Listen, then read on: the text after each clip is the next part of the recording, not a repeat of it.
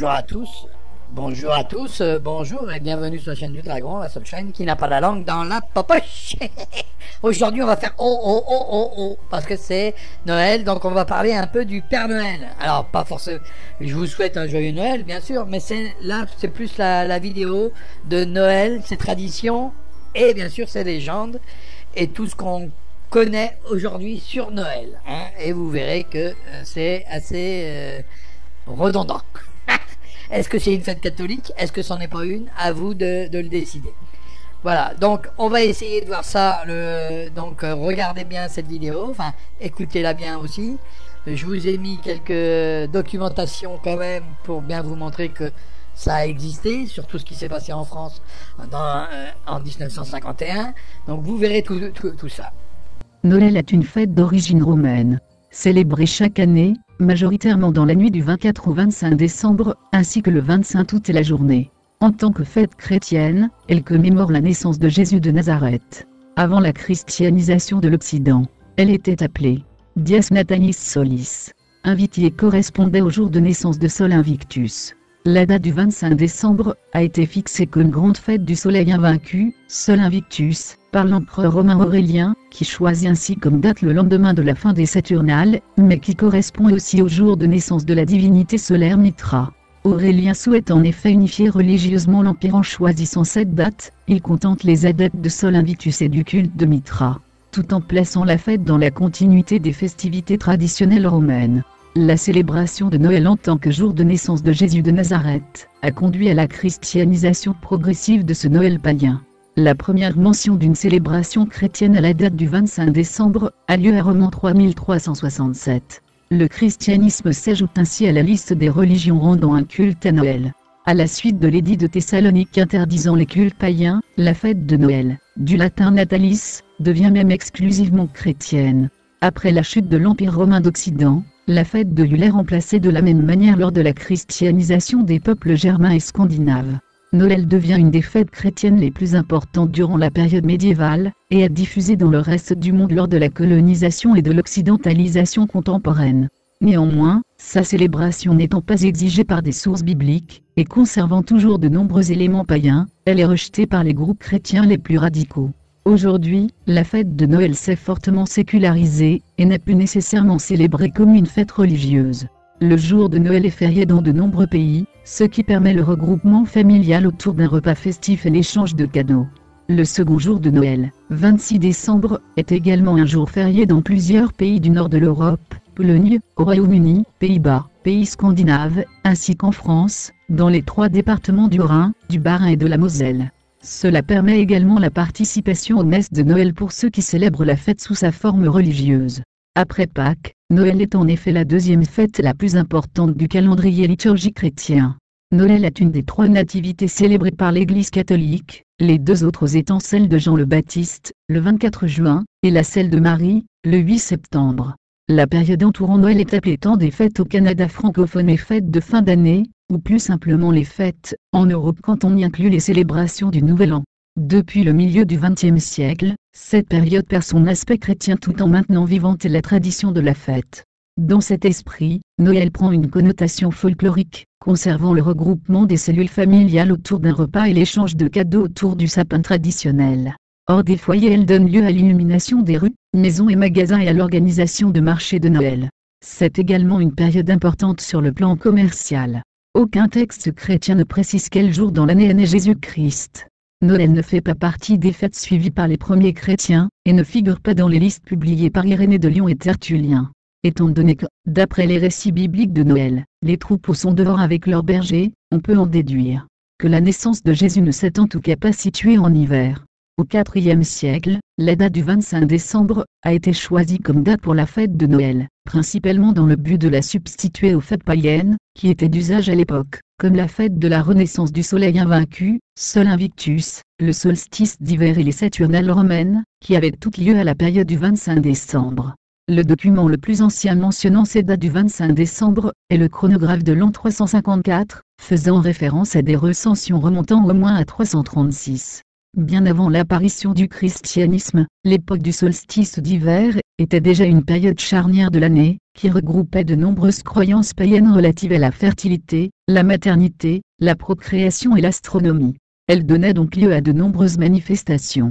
Ces traditions antiques ont de nombreux points de similitude avec la fête chrétienne. Certaines traditions et des symboles associés au Noël chrétien sont attestés dans d'autres cultes qui ont précédé le christianisme, le jour de l'année choisi par l'Église, la grotte, les bergers. Dans le culte mitraïque apparu en Perse, la fête la plus importante, le Mitragan, se serait déroulée chaque année. Le jour du solstice d'hiver, jour célébrant la naissance de la divinité, et la victoire de la lumière sur les ténèbres. Selon une tradition mitraïte née en Asie mineure, Mitra serait né jaillissant du rocher Pétrogène, ou d'une grotte.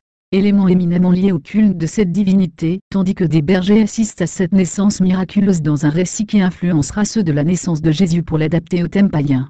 Il est possible qu'une tradition plus ancienne, d'origine mitraïque et mazdéenne, présentant la mère de Mitra, Anaïta, ou Anaï, comme vierge, il avait également influencé les premiers auteurs chrétiens.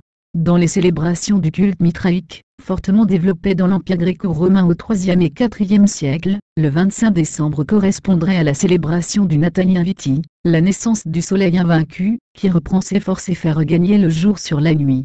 Dans le judaïsme, la fête de Hanouka, qui commémore la réinauguration du temple de Jérusalem profané par les Grecs anciens, a été fixée au 25 du 9e mois lunaire, nommé Kislev, calendrier hébraïque, au voisinage du solstice d'hiver. Le premier livre des Maccabées insiste sur l'importance de ces dates et de cette célébration. Selon Robert Turcan, les traditionnelles représentations de la Vierge à l'enfant, thème relatif à l'enfance de Jésus et non à sa seule naissance, puisqu'ont elles leurs origines dans les représentations de la déesse égyptienne Isis étant ou enfant. Voilà les origines et tout cela est devenu Noël. Puis arrive la Père Noël. Chargé d'apporter des cadeaux, il est représenté comme un vieil homme pourvu d'une longue barbe blanche et d'une houppelande rouge. Cette image est accompagnée de tout un folklore, traîneau volant tiré par des rennes, lettres de demande de cadeaux à son intention, son sac rempli de jouets, etc. Ce personnage est notamment popularisé par Charles Dickens, et ses 5 livres de Noël, dont la publication du premier, Un chant de Noël, A Christmas Carol, dans sa version originale, remonte à 1843. La première mention du Père Noël en français, est trouvée en 1855 sous la plume de George Sand. Une de ses premières représentations date de 1868, dessinée par Thomas Nast pour Harper Weekly. À l'origine le personnage, est habillé soit en vert soit en rouge, au gré de la fantaisie des illustrateurs. S'il est inspiré du Saint Nicolas chrétien, notamment par ses habits, il peut également être assimilé à Julenis, un lutin scandinave qui avait la même fonction à la fête de la mi-hiver, Jul, en norvégien, ou Jol, ou Midvintersblå, correspond au solstice d'hiver, et aidait aux travaux de la ferme. Coca-Cola et le Père Noël. La première apparition du Père Noël Coca-Cola, Santa Claus, le nom américain du Père Noël, date de 1931, Coca-Cola fait paraître une annonce de publicité dans le Saturday Evening Post. Le succès est immédiat. Désormais le Père Noël créé par Saint Blum deviendra pendant plusieurs décennies, la référence absolue du Père Noël. Entre 1931 et 1964, il est de tous les magazines, il ne faut se rappeler que Noël n'est pas une fête de chrétiens. Voilà ce qui se passa là. Hiver 1951. À la une de Point de vue Image du Monde, la silhouette d'un homme tout de rouge vêtu, s'enflamme devant un groupe d'enfants silencieux. On a brûlé le Père Noël. Un titre qui annonce une des polémiques les plus vives de l'après-guerre. Que se passe-t-il donc dans la capitale des ducs de Bourgogne, à la veille des fêtes de fin d'année? Le bruit courait dans les rues de Dijon. Les autorités ecclésiastiques avaient exprimé leur désapprobation de l'importance croissante accordée par les familles et les commerçants au personnage du Père Noël. Elles dénonçaient une paganisation inquiétante de la fête de la Nativité, détournant l'esprit public du sens proprement chrétien de cette commémoration, au profit d'un mythe sans valeur religieuse. Le dimanche 23 décembre 1951, l'animation organisée par les commerçants déclenche une réaction violente. À la nuit tombée, on regroupe 250 enfants des patronages devant la cathédrale Sainte-Bénigne, et là, sous leurs yeux, Jacques Nourrissa, le jeune vicaire de la ville, enflamme un mannequin du Père Noël haut de 3 mètres. Depuis quelques jours, ils étaient 7 ou 8 Père Noël, en rouge et blanc, à l'effigie des grands magasins, à parader dans le centre-ville. Pour nous qui étions sur la paille, c'était de la provocation, explique le jeune prêtre. Notre paroisse était la plus pauvre de la ville. Beaucoup avaient été brisés par la guerre, affaiblis, désorganisés. Des femmes se prostituaient pour survivre, des hommes sortaient de prison. Pour eux, le Père Noël signifiait de l'amour gratuit, un don, alors forcément, celui qui faisait de la réclame pour le commerce, ça ne passait pas. Il ne s'agissait pas d'une attraction, brûler le Père Noël, c'était un geste symbolique. Pour nous, chrétiens, la fête de Noël devait rester la fête anniversaire de la naissance du Sauveur. La France entière est sous le choc. Tous les grands supports de presse commentent le fait divers. Ce geste iconoclaste intéresse l'anthropologue Claude Lévi-Strauss, qui consacre un article détaillé à l'analyse des significations du mythe dans les temps modernes. Le Père Noël supplicié, car la figure du Père Noël est toute récente. Elle existe en France depuis le début du XXe siècle, mais à cette époque il a l'allure d'un pauvre colporteur chétif et discret. Après la Seconde Guerre mondiale, son image changera. Celui qui arrive dans le sac des soldats américains, avec le plan Marshall et la marque Coca-Cola, est beaucoup plus généreux. Il s'est enrichi et affiche une bonhomie qu'il n'a jamais eue sur le vieux continent. Ce Père Noël que l'Église brûle en place publique, c'est le signal fort d'une société qui est en passe de devenir majoritairement athée. Une société qui bascule d'une pratique religieuse à une foi nouvelle dans la consommation de masse. Et comme après la guerre, bon nombre ne peuvent plus croire en l'être surnaturel. Le Père Noël aurait-il disparu une bonne fois pour toutes? C'est vrai qu'il était encombrant, ce vieux personnage. Et puis il faisait sans doute de l'ombre à toutes ces marques qui n'en peuvent plus de briller de tous leurs éclats. Plusieurs grands magasins parisiens ont fait le même choix, le Printemps, les Galeries Lafayette, Sephora, H&M. On préfère lui substituer l'impalpable, et tellement plus tendance esprit de Noël. On est au XXIe siècle. En 2014 il fit un dessin d'enveloppe, sous le cartouche du titre lui donne sa juste place. Le Bon Marché rive gauche, à l'attention du Père Noël. 24, rue de Sèvres à Paris. Plus besoin de le brûler pour le faire disparaître. Terminer les lettres adressées au ciel, ou autres adresses farfelues dorénavant, il travaille docilement et discrètement, pour ce beau magasin qu'est le Bon Marché. Ils le font disparaître mais donnent l'adresse du magasin pour s'adresser à lui pour les fameux cadeaux et les achats de Noël. Rappelons-nous l'histoire de Saint Nicolas et du Père Fouettard. Saint patron et protecteur des petits-enfants et de la Lorraine, Saint Nicolas est fêté tous les 6 décembre, date de sa mort dans l'Est et le Nord de la France, ainsi que dans de nombreux pays d'Europe, Allemagne, Belgique, Pays-Bas, Autriche. Il fait le tour des villes pour récompenser les enfants sages. Ancêtre du Père Noël, il parcourt le monde pour distribuer des cadeaux aux enfants méritants. Ainsi, il visite les écoles maternelles, distribue du pain d'épices et des oranges, et se voit remettre les clés de la ville par le maire. Ce personnage serait inspiré d'une personnalité réelle, Nicolas de Myre, évêque d'Asie mineure du XIVe siècle, victime de persécutions sous le règne de Dioclétien. Appartenant aux saints les plus populaires, Saint Nicolas a alimenté une multitude de légendes mettant en avant sa personnalité généreuse. Il aurait donné de l'argent à 3 jeunes filles pauvres, pour qu'elles puissent avoir une dot et se marier. De plus, il aurait sauvé de la tempête, un bateau portant une cargaison de blé pour la ville de Myre.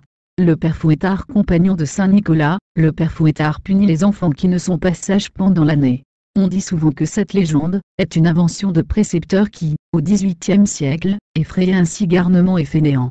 En réalité, le personnage a une origine historique précise. Lors du siège de Metz par les troupes de Charles Quint, au XVIe siècle, les habitants de la ville assiégée tournaient en dérision l'image de l'empereur en brûlant un mannequin à son effigie. Ce dernier était surnommé le Père Fouettard. Saint Nicolas, pourquoi il est l'ancêtre du Père Noël? Chaque année, il fait concurrence avant l'heure au Père Noël. Mais qui est Saint Nicolas? Quelle histoire, légendes et chansons sont associées à la date de sa venue? La date de la Saint-Nicolas réfère à des traditions du nord et de l'est de la France, mais aussi de l'Europe. Célébrée chaque année en Lorraine, comme à Nancy ou encore dans le nord, à Valenciennes, ces rites sont bien particuliers. Entre marchés, parades et musique. L'énigmatique ancêtre du Père Noël est le patron protecteur des enfants, en particulier s'ils ont été sages. Mais le bon Saint Nicolas est aussi patron des marins, des prisonniers, des avocats, des kinésithérapeutes ou encore des hommes célibataires, quand Sainte Catherine est celle des femmes seules. Et son passé est particulièrement original. Nicolas de Myre, de son vrai nom, est né en Turquie, dans un port de l'Anatolie, aux environs du IIIe siècle de notre ère. Il deviendra évêque très jeune, dans une partie de l'Asie où la religion chrétienne en était à ses balbutiements. Retiré sur une île, rebaptisée l'île de Saint-Nicolas, il va ensuite s'installer à Myre, la ville moderne de Dore, qui lui donnera son patronyme. Il serait particulièrement connu dans les premières années pour sa lutte contre les cultes païens dans cette période de Noël, encore rendue à d'anciens dieux grecs. Mais aujourd'hui, ce personnage au chapeau pointu tient avant tout le premier rôle de super protecteur des enfants. Une mission légendaire qui débute dans son ancienne vie, celle de l'évêque Nicolas de Myre, lui permettant de devenir aujourd'hui, par l'intermédiaire des époques, de la tradition et du marketing, avec l'opération Coca-Cola, le héros connu de tous et gâtant les enfants à la fin de l'année, le 25 décembre. Comment Saint Nicolas a-t-il inspiré le Père Noël moderne? Ou le fête-t-on? Qui est vraiment le Père Fouettard, son terrible frère ennemi mais aussi son binôme? Que disent les paroles de la chanson de Saint Nicolas? Pourquoi ce dernier est-il tant célébré dans les contrées nordiques? À quoi doit-il son accoutrement si spécial? Quel miracle lui attribue-t-on? Comme tout saint qui se respecte, Saint Nicolas dispose désormais d'une date bien élue dans notre calendrier, le 6 décembre. C'est à cette date qu'il visite les maisons pour récompenser les bons élèves qui méritent de joyeuses fêtes. L'Allemagne a commencé à la marquer d'une pierre blanche au Xe siècle. La Saint-Nicolas fait aussi figure de tradition dans les pays nordiques. Hollandais et Allemands ont importé sa légende aux États-Unis, dès le XVIIe siècle. Des régions françaises célèbrent aussi sa venue très tôt, particulièrement populaire dans le nord de la France, il est encore davantage dans l'est du pays. Saint-Nicolas passe chaque 6 décembre voir les écoliers en Lorraine et distribue bonbons, pain d'épices et chocolat tandis qu'il l'accueille en chanson. Il défile également le long des rues sous les yeux brillants des petits et des grands. À Nancy par exemple, les fêtes de Saint-Nicolas durent traditionnellement tout un week-end. Et elles-mêmes feux d'artifice XXL, défilés de chars et même remise symbolique des clés de la ville au saint patron par le maire en personne. Les festivités de la Saint-Nicolas durent en réalité 36 jours, du vendredi 25 novembre au samedi 31 décembre. Mais l'apogée a lieu le premier week-end de décembre. Avec le marché de Noël de Strasbourg, les célébrations de la Saint-Nicolas à Nancy sont décidément l'autre temps fort de l'hiver dans l'est de la France. Au menu, traditionnel défilé de la Saint-Nicolas, animation de rue en musique et tournée du saint patron des écoliers et des Lorrains dans les écoles. Seul bémol pour la dernière édition en date, la suppression du feu d'artifice par sécurité, quelques semaines seulement après le premier anniversaire des attentats de Paris, et quelques mois après celui de Nice. Légende de Morlac. Une légende née des entrailles de la forêt de Morlac, relaterait que le Père Noël ne se manifesterait qu'une année sur deux. En effet, c'est dans cette mystérieuse forêt que l'un des 9 rennes, Cupidon, se serait égaré lors d'une distribution de cadeaux. Afin d'exprimer sa tristesse, le Père Noël accompagné de ses 8 rennes, ne ferait désormais son apparition que les années impaires. La date de la disparition de Cupidon coïncide étrangement à la première découverte d'ivoire dans les dents humaines. Noël est une fête d'origine romaine, célébrée chaque année, majoritairement dans la nuit du 24. Voici quelques origines et traditions de Noël à travers les années et même des siècles. D'où vient le mot Noël? Il existe plusieurs hypothèses quant à l'origine de ce mot. Il pourrait venir du latin natalidi, qui signifie jour de naissance. Un peu partout en Europe, le terme a pris des couleurs différentes. Noël, Noué NE accent aigu en France, Natal en Italie, Natal au Portugal, Navida en Espagne. Une autre hypothèse laisse entendre que le mot Noël vient de l'assemblage de 2 mots gaulois utilisés pour désigner le nouveau soleil apparaissant au solstice d'hiver, Neo, nouveau, et L, soleil. Les contes et légendes. En France au Moyen-Âge, la culture traditionnelle puise au cœur des évangiles apocryphes d'innombrables récits de Noël. Cette tradition orale mettra des siècles avant de constituer un genre littéraire véritable. Ces histoires, contes et légendes sont articulées autour de nombreux motifs, des histoires de trésors, de morts qui reviennent hanter les vivants, et autour de la nuit des merveilles pendant laquelle les animaux ont le don de la parole. Selon les régions, le conte de Noël français s'inspire de la géographie, la faune, la flore ou la vie quotidienne. Ainsi, la très belle légende de la sauge met en vedette la Sainte Famille et 3 plantes que l'on retrouve en Provence. De la même manière, le conte du petit ramoneur retrace la vie des pauvres gens. À la fin du XVIIIe et au début du XIXe siècle, le conte de Noël sera reconnu comme un genre littéraire, grâce à l'écrivain anglais Charles Dickens et à son célèbre récit, A Christmas Carol. Au Canada français, les contes empruntent le chemin des camps de bûcherons. On y retrouve des récits d'origine française où des punitions sont infligées aux mécréants qui refusent la charité à autrui la nuit de Noël. D'autres où des âmes charitables sont récompensées pour leur bonté envers les démunis. On parle aussi des personnages de la Sainte Famille, et de héros fantastiques comme Tom Caribou, sans oublier les légendes de loup-garou, de feu follet et de chasse-galerie. La version québécoise de la chasse-galerie est un canot d'écorce emportant dans le ciel des bûcherons, désireux de rentrer chez eux pour la veillée de Noël. Pour y parvenir, ils pactisent avec le diable. Un des compères oubliant son serment, provoque la chute du canot en prononçant le nom de Dieu. Les personnages mythiques, les croque-mitaines, Nicolas Velu, Anne Strapp, Pichel c'est l'homme au sac qui emmène, pour les manger, les enfants qui rentrent chez eux trop tard. le crackle qui vit dans tous les lieux de la nature interdit aux enfants. Ramina Groby, le gros ogre de chat qui pourchasse les enfants désobéissants et finit par les croquer. L'abominable père Fouettard. Pourquoi le 25 décembre? Dans les premiers temps de la chrétienté, l'anniversaire de la naissance du Christ était fêté le premier dimanche de janvier. C'est le pape Jules Ier qui décida, au IVe siècle, d'en fixer la date au 25 décembre. Les 3 messes de Noël. Usage particulier à l'Église d'Occident, le jour de Noël est le seul où l'on célèbre 3 fois la messe. L'usage s'en était établi dès le 7e siècle, à cause de la nécessité pour le pape de célébrer l'office de Noël dans plusieurs églises de Rome. C'est à partir du règne de Charlemagne, que cet usage s'étendit à tout son empire, et ce n'est qu'au XIXe siècle, que l'on prit l'habitude de célébrer les 3 messes à la suite. Se basant sur le contenu des évangiles respectifs de ces 3 messes figurant dans le missel romain, les fidèles en sont venus à appeler la première messe messe des anges, la seconde messe des bergers, et la dernière messe du Verbe divin. Ces 3 messes sont mieux connues sous le nom de messe de minuit, messe de l'aurore et messe du jour.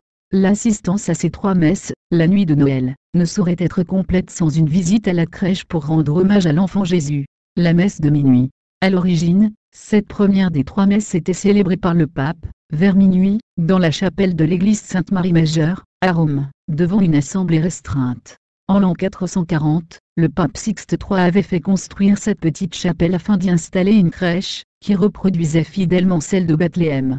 La célébration de la messe de Sainte-Marie-Majeure, à minuit, repose en fait sur l'ancienne croyance voulant que Jésus soit né précisément à cette heure.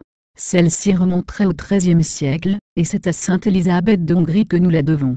Toutefois, un hymne latin datant du IVe siècle, Cando Noctium Dium, reflétait déjà cette croyance en la naissance du Messie sur le coup de minuit. Solennelle et déjà grandiose par la sonnerie joyeuse des cloches et carillons, par la lumière jaillissant de toutes parts et par les chandelles et graisses, la messe de minuit atteignit à son point culminant avec la procession de l'enfant Jésus. Aujourd'hui encore, dans certaines églises du Québec on a conservé cette coutume, allant même parfois jusqu'à conférer à un jeune couple, et à leur bébé le privilège de représenter la Sainte Famille. La messe de l'aurore. Suivant immédiatement la messe de minuit, la messe de l'aurore constituait la deuxième messe de la Nativité à laquelle, d'ailleurs, la plupart des fidèles se faisaient un devoir d'assister. Cette messe a été substituée à la messe originelle en l'honneur de Sainte Anastasie, qui était célébrée par le pape à l'aurore dans l'église romaine de Saint-Athanase. Dans la liturgie actuelle, le nom de la sainte est à peine mentionné, si bien qu'on a pratiquement perdu toute trace des origines de cette messe. La messe du jour.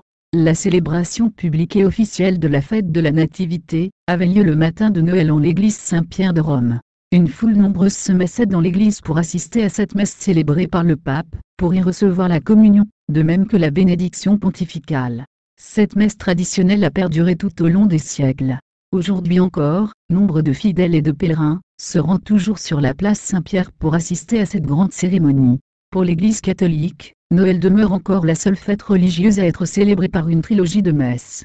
La première messe de la nuit de Noël a été célébrée en 440 par le pape Sixte III après le concile d'Éphèse. La visite à la crèche.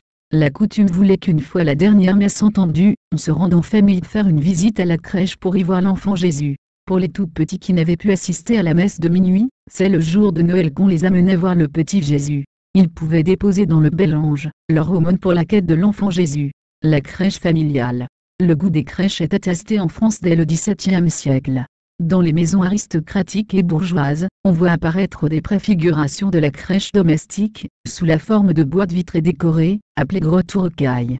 On y trouve des représentations de l'enfant Jésus, ou des scènes de la vie du Christ et des saints.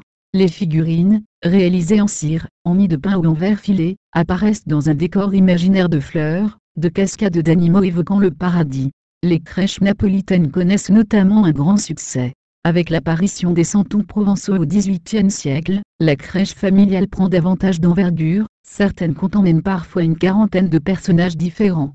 Au Québec, la crèche de Noël faisait déjà partie de nos traditions religieuses au début de la Nouvelle-France. Toutefois, c'est seulement à partir de 1875 qu'elle commençait à pénétrer dans les maisons, et à s'intégrer aux usages familiaux. Avant même qu'on prit l'habitude de dresser un sapin de Noël, la crèche occupait déjà une place de choix dans les intérieurs domestiques. La coutume de monter une crèche sous le sapin se généralisa au cours des années 1930. De nombreuses familles confectionnèrent elles-mêmes des étables pour abriter les personnages achetés sur le marché. Par la suite, on vit apparaître au pied du sapin les villages, constitués de maisonnettes dispersées autour de la crèche. Des bougies de Noël. Autrefois, on fixait les bougies aux branches du sapin tant bien que mal, avec de la cire ou des épingles, mais c'était plus ou moins sécurisant. Vers la fin du 19e siècle, on a vu apparaître de petites lanternes et des bougeoirs à pince, ce qui a facilité l'installation des bougies. Au début du XXe siècle, on a ajouté des globes de verre pour abriter la flamme et l'isoler des aiguilles, si facilement inflammables. C'est sans doute en raison du risque d'incendie, qu'on ne décorait l'arbre que la veille de Noël, et ce, jusqu'à ce qu'on adopte l'éclairage électrique. Les bougies appartiennent au rituel de Noël depuis fort longtemps. Selon les régions du monde, leur signification varie. Parmi les décorations du temps des fêtes, la bougie de Noël s'impose par son caractère solennel. Symbole de lumière et de paix, elle est souvent offerte en cadeau, magnifiquement parée de couleurs et de sculptures. À Marseille, les 3 bougies sur la table représentaient la Sainte Trinité. En Angleterre, la longue bougie rouge décorée de loups a remplacé la bûche, et il existait même un rituel pour l'allumer. Cependant, si elle devait cesser de brûler la journée de Noël, c'était un bien mauvais signe. En Irlande, on place des bougies sur le rebord des fenêtres pour guider les rois mages. Au Danemark, on allume 2 bougies, qui représentent le père et la mère. La première à s'éteindre désigne celui qui mourra en premier. Depuis quand envoie-t-on des cartes de Noël? L'envoi de cartes de Noël est une tradition anglaise, qui date de la fin du 19e siècle. Elle a pour origine les cartes, que l'on faisait réaliser aux élèves des collèges anglais pour leurs parents. Il s'agissait de longues feuilles de papier sur lesquelles les étudiants transmettaient leurs souhaits à leurs parents, et aux autres membres de leur famille. Ces souhaits étaient rédigés en écriture gothique, et la carte contenait aussi quelques dessins. Sir Henry Cole, l'inventeur du service postal moderne, trouva l'idée amusante et vit l'intérêt de sa commercialisation. Il demanda à un dessinateur de créer 3 cartes de style médiéval, qu'il mit aussitôt en vente. Le succès fut immédiat. Dès 1880, plusieurs compagnies reprenaient le principe, et se mirent à imprimer des cartes. À plusieurs milliers d'exemplaires. Origine de la grosse chaussette en laine de Noël. En Amérique, le traditionnel bas de Noël remonte en fait à la fin du 19e siècle. Les premiers à faire mention du bas de Noël suspendu à la cheminée furent l'illustrateur Thomas Nast, dans ses dessins, et l'écrivain George Webster dans un récit racontant la visite de Santa Claus. Au Québec tout comme en Acadie, la coutume voulant que les enfants placent leurs souliers près de la cheminée, pour que l'enfant Jésus d'abord, et le Père Noël plus tard, puissent y déposer des cadeaux la nuit de Noël, ne semble pas remonter au-delà de cette période. Cette coutume nous est probablement venue des pays européens, où elle était pratique courante au XIXe siècle. Chez certaines familles québécoises, les enfants accrochaient leur bas au pied du lit, plutôt que de le suspendre près de la cheminée ou d'y déposer leurs souliers. Cette coutume aurait cessé au cours des années 1930, lorsqu'on commença à dresser un arbre de Noël dans la maison, et à y placer les cadeaux à son pied. Pour les habitants des prairies canadiennes, les mandarines japonaises ont une signification particulière. Présents de l'Orient, depuis 110 ans, leur arrivée pendant la saison la plus froide, égaye de nombreux foyers au temps des fêtes. Aujourd'hui, le Père Noël accompagné de jeunes japonaises vêtues de kimono traditionnels, accueille chaque année, au port de Vancouver, le premier arrivage de mandarines japonaises. Le matin de Noël, de nombreux enfants trouvent ces fruits savoureux dans leur bas de Noël. D'où vient la tradition de la couronne de Noël? Cette tradition vient d'Allemagne, et s'est ensuite répandue dans les pays scandinaves avant de gagner l'Amérique du Nord, et une bonne partie de l'Europe.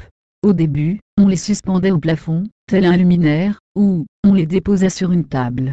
À l'origine, la couronne était formée de branchages et portait 4 bougies, une pour chaque semaine de l'Ave. Elle est composée de branches de sapin, de laurier, de loup, de pommes de pin et de rubans de couleur. Elle n'était pas considérée seulement comme un ornement. Au cours de la première semaine, on en allumait une, de la deuxième semaine et ainsi de suite. Cette tradition est encore vivante de nos jours. Tandis que pour certains sa forme ronde évoque la couronne d'épines que portait Jésus sur la croix, pour d'autres elle est plutôt le symbole du temps qui ne s'arrêtera jamais. En Angleterre, une couronne accrochée à la porte d'un domicile est signe d'hospitalité. Elle évoque l'accueil chaleureux que recevront ceux qui en franchiront le seuil. Chaque fois, on ne laissa brûler les bougies que quelques minutes pour ne pas mettre le feu à la couronne. Aujourd'hui, les couronnes de Noël sont populaires, on les voit souvent comme décoration dans les fenêtres ou sur les portes des maisons. Les bougies de cire ont été remplacées par des bougies électriques et, souvent, ce sont des couronnes artificielles. La tradition du sapin de Noël est très lointaine, même plus que Noël lui-même. Les Romains décoraient les sapins en honneur de Saturne, le dieu de l'agriculture, et c'est plus ou moins à cette époque que l'on a commencé à décorer les sapins. Les Druides quant à eux avaient l'habitude de décorer les branches de chêne avec des pommes dorées pour les fêtes. C'est aussi à cette époque que Noël a commencé à être fêté. En Europe centrale, au XIIe siècle, le sapin était suspendu la tête vers le bas, afin de symboliser la pyramide du Saint-Esprit. L'arbre de Noël d'aujourd'hui. La première allusion au sapin de Noël a eu lieu au XVIe siècle, paraîtrait-il que c'est Luther, 1483-1546, auteur de la Réforme protestante, qui aurait eu cette brillante idée. Un jour, après une promenade en forêt, Luther a partagé avec sa famille son idée du sapin de Noël décoré avec des chandelles, une étoile brillante à la tête. Pour lui, le ciel devrait être illuminé, comme au jour de la naissance du petit Jésus. Cette coutume a donc pris racine. Le sapin de Noël. C'est le symbole de la vie qui ne meurt jamais, un arbre de paradis. Il est censé entretenir des relations privilégiées avec le cosmos, et mettre en communication le ciel, la terre et le monde souterrain. Ce sont les Allemands qui nous ont donné la jolie coutume de l'arbre de Noël. Au Moyen-Âge, ils décoraient les sapins avec des pommes. Plus tard, ils ont ajouté des chandelles et des biscuits en forme d'hostie. Avec le temps, les pommes sont devenues des boules, les chandelles des lumières. C'est pour cela que maintenant nous connaissons l'arbre de Noël, toujours vert, décoré avec des lumières, des guirlandes et autres décorations. Il est dérivé de l'arbre du paradis, symbolisant l'Éden. On dit aussi que les cadeaux garnis en sa base représentent les cadeaux que les rois mages avaient donnés pour la naissance de l'enfant Jésus. On dit aussi que l'on a incorporé certains rites anciens dans la religion chrétienne.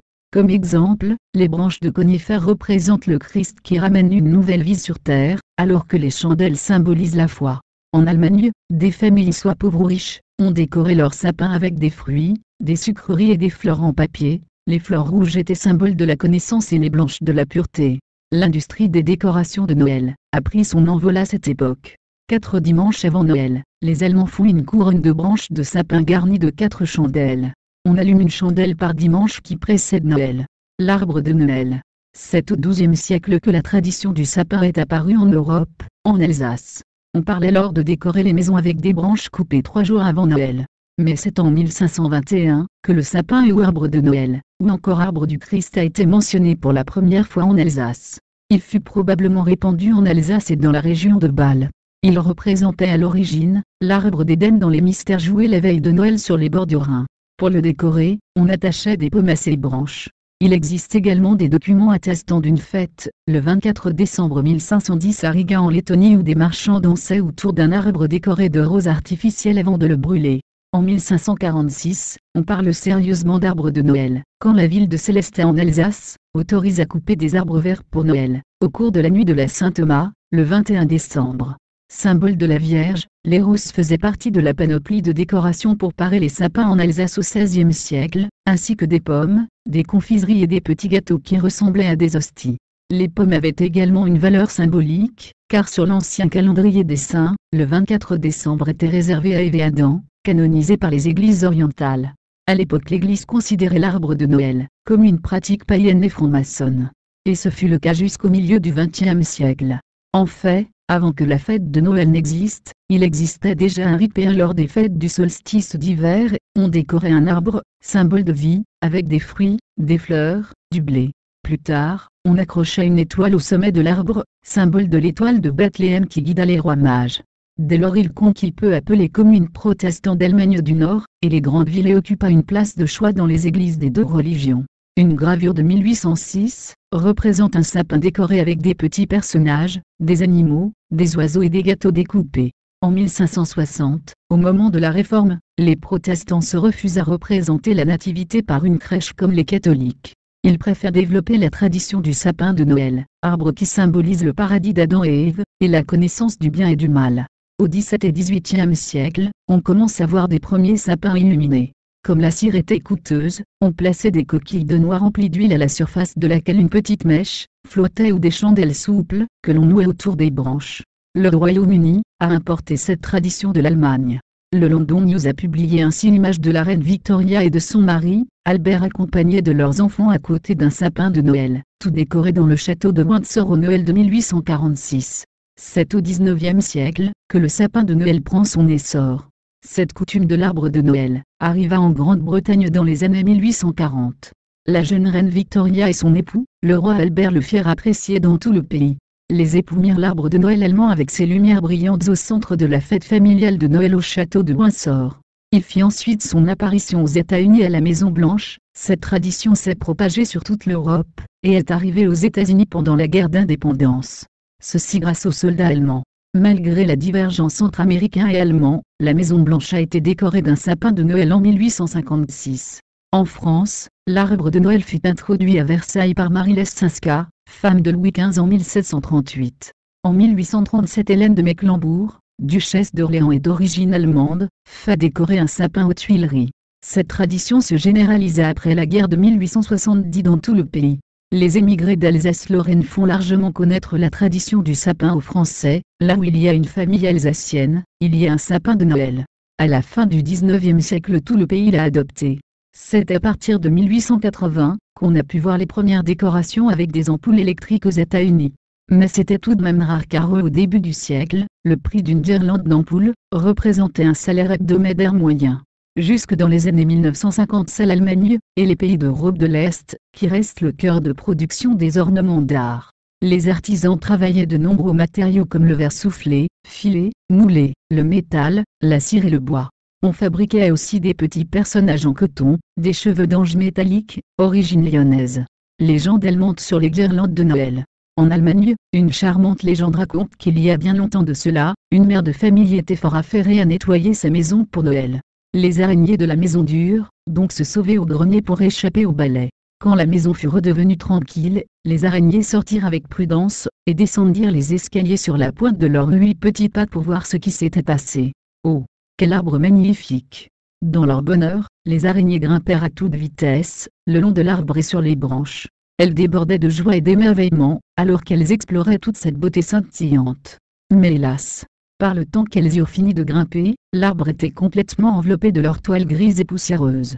Quand le Père Noël descendit de la cheminée avec ses cadeaux, et qu'il vit l'arbre tout couvert de toiles d'araignées, il sourit de voir combien les araignées étaient heureuses.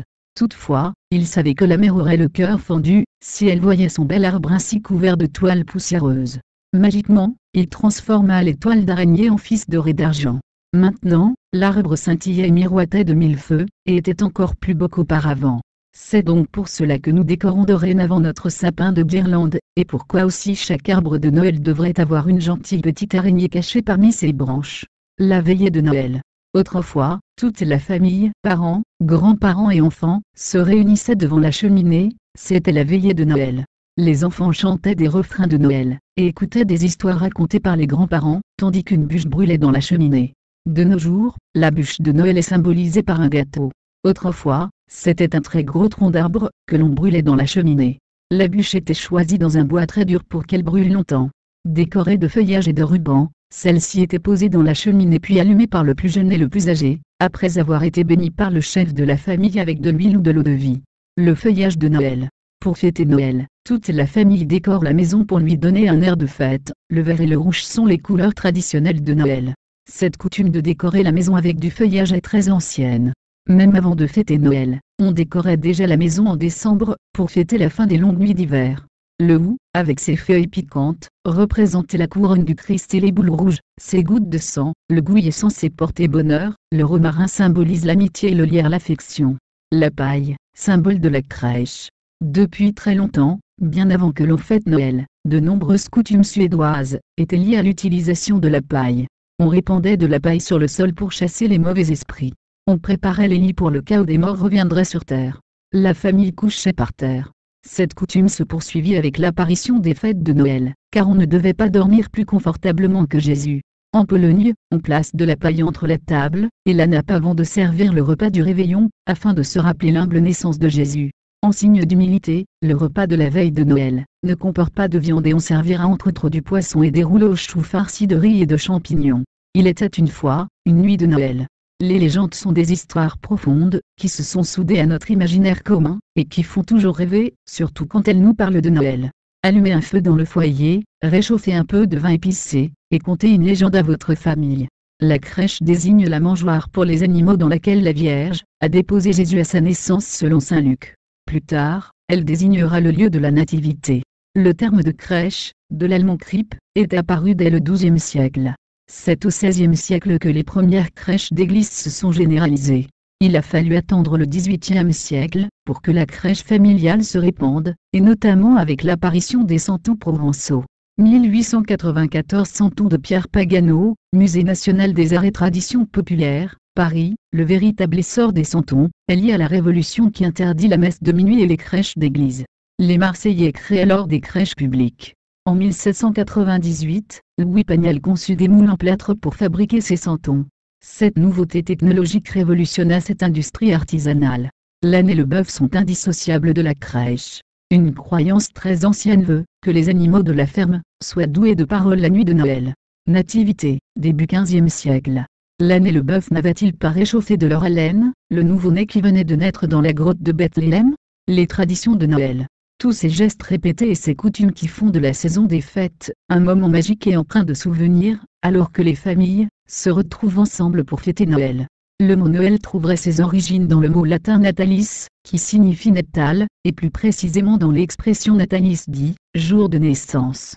Natalis di étant le jour de naissance de Jésus-Christ. Cette origine souligne le caractère religieux de Noël.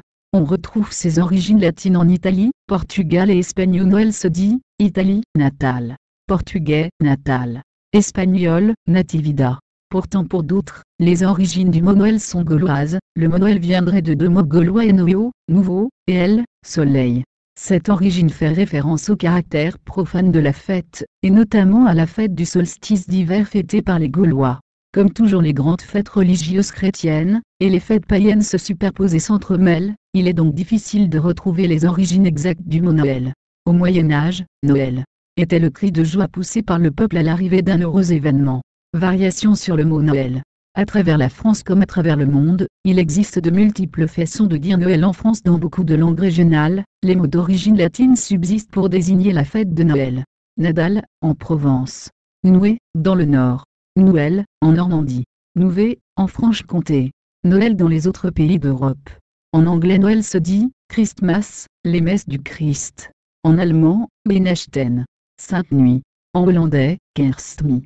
En grec, Christouiena. Donc voilà, nous sommes rendus à la fin de cette vidéo, qui j'espère vous aura plu. Alors, je compte faire une petite vidéo sur les trois femmes, parce que vous avez entendu que Saint-Nicolas a aussi, lui aussi, trois femmes à aider. Voilà.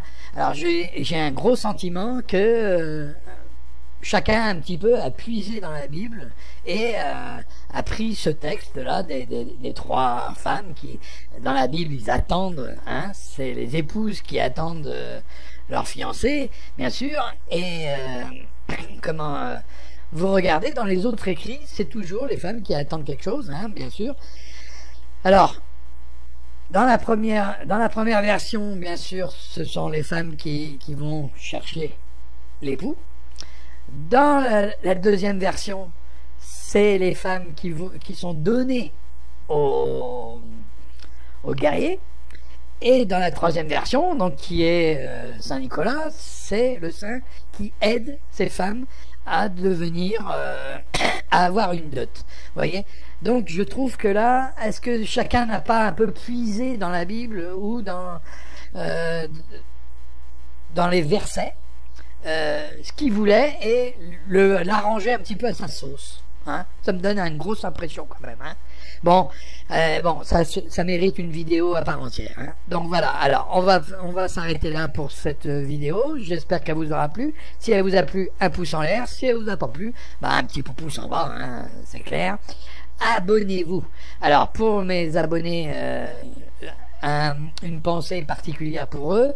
S'ils veulent s'ils veulent participer, hein, ils peuvent faire des commentaires, hein, c'est permis aussi. Donc voilà, on va essayer de 2018 d'avoir un peu plus d'abonnés, de faire monter un peu la chaîne et puis voir un petit peu ce que ça donne, hein, voilà. Parce que 2018 ça va bouger quand même.